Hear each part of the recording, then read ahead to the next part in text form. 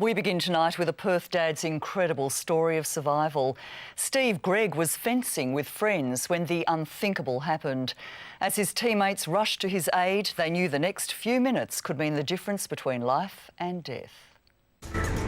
He's not breathing at the moment. This was a life and death sort of situation. They're doing CPR now. I did die, I was dead on the ground. For Steve Gregg, fencing has been a way to keep fit and healthy, and now it's a sport he believes saved his life. You often hear about people that, they were out mowing the lawn and they suddenly dropped dead. Yeah, that's where I was, but here I am. Here at Edith Cowan University's Sports Centre during last year's Anzac long weekend, Steve and a few mates are practising their fencing.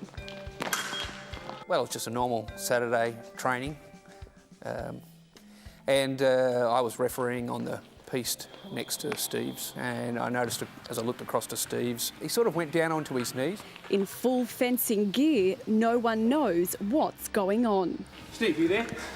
You okay? He sort of started having a seizure, and from then everything started to move pretty quickly.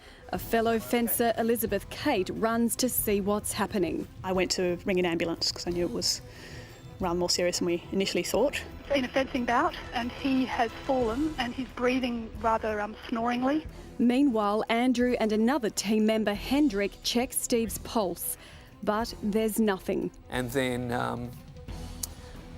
the colour started to fade right before our eyes, pretty much. And he really went a shade of grey, a really disconcerting sort of colour. They realise Steve's in serious trouble and start CPR. Can you do the compressions? Yeah, I'll do the breathing. As fate would have it, Steve couldn't be in better hands. Andrew had just completed his first aid training and Hendrick is an emergency nurse. I have to admit that there were a couple of times I thought this might not be a great outcome because we weren't getting the sort of responses that you might hope for.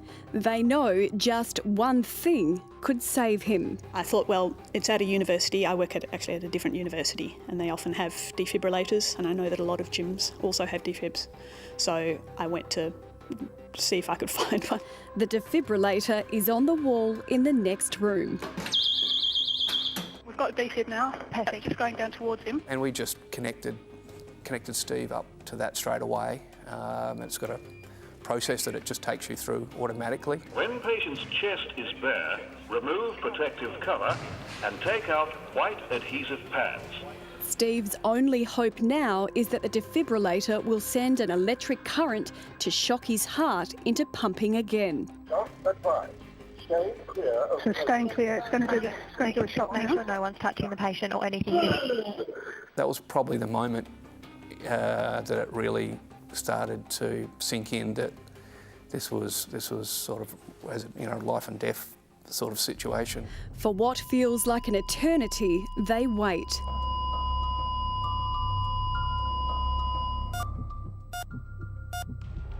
Incredibly, Steve's heart starts beating. We started to see the sorts of responses, I suppose, that we wanted. The colour started to come back.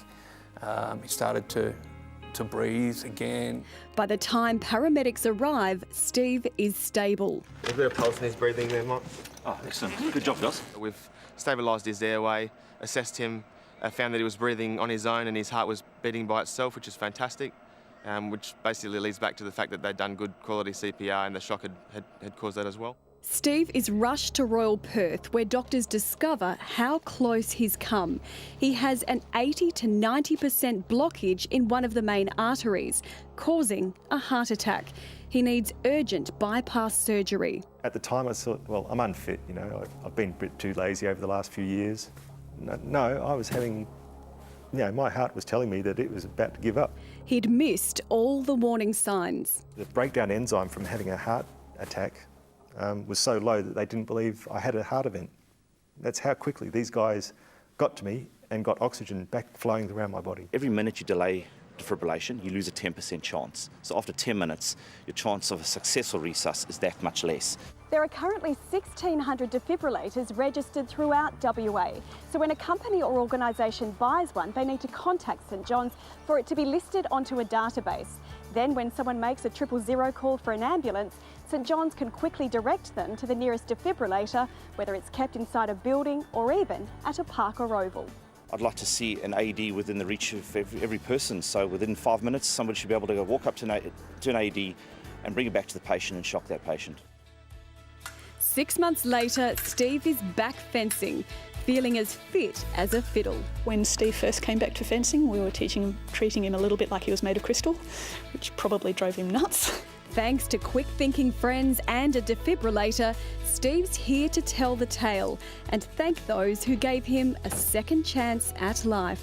G'day there, Steve. Hey, Brad. How's Nice to see you doing well, mate. Thanks for you. Did a really great job on you. You're very welcome. And have you been back doing it again since? Absolutely, yeah. Oh, that's it's a good to great hear. sport. Very Keeps good you to fit and healthy. I don't think there's any question about it, that the benefit of these sort of devices and how they can save someone's life. There's many reasons why you should have one of these machines, and they work.